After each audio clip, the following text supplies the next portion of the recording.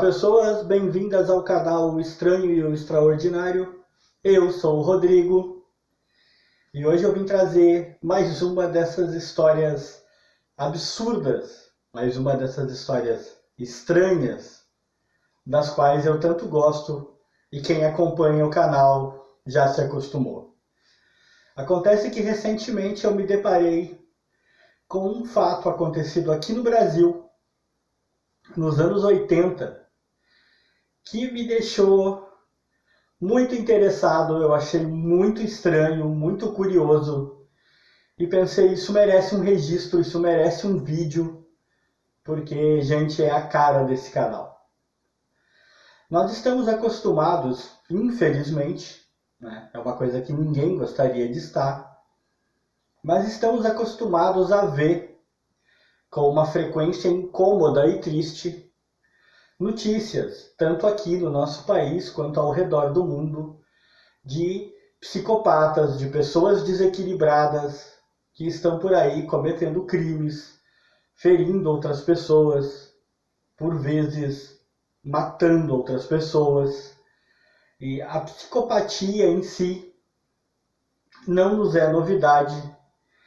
E infelizmente eu creio que enquanto o mundo for o mundo, enquanto as pessoas forem o que as pessoas são, enquanto a humanidade existir, sempre vão haver esses indivíduos. Mas a psicopatia é uma coisa tétrica, é uma coisa terrível, mas ao mesmo tempo é uma coisa com nuances muito curiosas. E ela assume formas que muitas vezes vão do inexplicável ao bizarro de uma maneira muito singular. E é o caso dessa história que eu vou contar para vocês hoje, que é a história do corta-bundas, assim mesmo, com esse nome. Essa história ocorreu no Ceará, mais especificamente em Fortaleza, entre os anos de 1984 e 1987.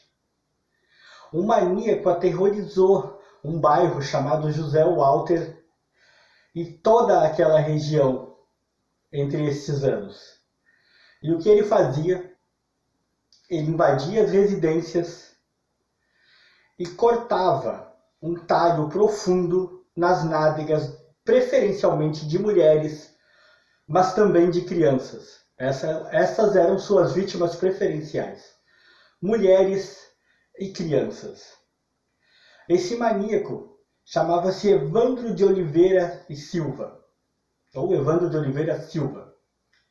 Ele tinha 26 anos à época. E veja o grau de estranheza das atitudes desse cara. Porque ele não roubava, ele não tentava de maneira alguma matar as vítimas, nunca tentou violentar sexualmente absolutamente nenhuma delas, muito pelo contrário.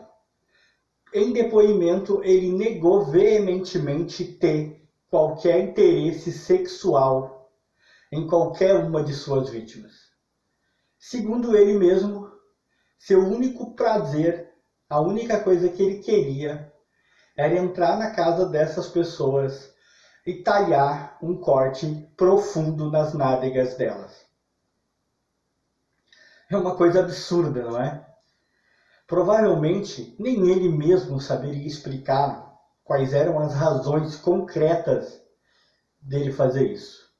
O que se sabe é que entre 84 e 87 ele esteve muito atuante e centenas de casos, né? Centenas, ou talvez eu esteja exagerando, talvez dezenas. Mas a questão é, e esse é um outro ponto que eu achei muito curioso nessa história, inúmeros casos entre esses anos de 84 a 87 foram atribuídas ao Evandro, foram atribuídas ao corta-bundas. Mas ele, que nunca negou seus crimes, muito pelo contrário, ele sempre assumiu que era culpado, que fazia isso mesmo, assumiu apenas 10. Os outros tantos atribuídos a ele nunca assumiu, porque disse que não foi ele. E aí fica a questão. O Evandro era claramente desequilibrado, mas parecia não ter nenhum problema em assumir os atos que praticava. Então, por mais desequilibrado que ele fosse, há de se pensar com alguma razoável racionalidade que ele assumiria todos os seus crimes, todos os seus atos, mas, no entanto, ele só assumia 10 como sendo dele. Então, será que haviam outras pessoas se aproveitando da ocasião para algum tipo de prática? Ou, o que eu acho mais provável, por mais que também pareça muito absurdo, haviam pessoas simplesmente querendo a fama de poder se dizer atacadas pelo bandido da moda na época, pelo corta-bundas. A humanidade nunca vai deixar de surpreender.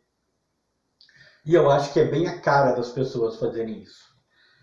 Seja como for, a carreira do terrível corta-bundas acabou no ano de 87, quando uma vítima se deparou com ele na rua, o reconheceu e acionou a polícia. Ele foi preso.